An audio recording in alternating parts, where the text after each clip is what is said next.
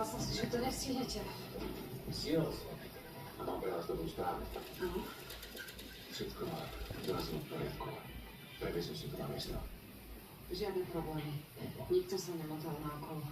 Nedával som si pozor, či ma nesledujú. Takže žiadne zaparkované auto so šofermi ani náhodní okolíci. Nie. Všetko prebehám v poriadku. Skvelé. Som stále spokojná. No. Poznám človeka, čo by spokojný nebol. Nebojte sa, že sa to Legrand dozvie. Kto sa bojí, nechodí do lesa. No aj tak. Nemyslíte si, že je to... Nakoniec som to stihla. Ticho. Po včerajšku som taká vyflusnutá. Ja si musím dať počas hladké. Dobré ráno. A čo vy tu robíte tak skoro? Ešte nemáme otvorené.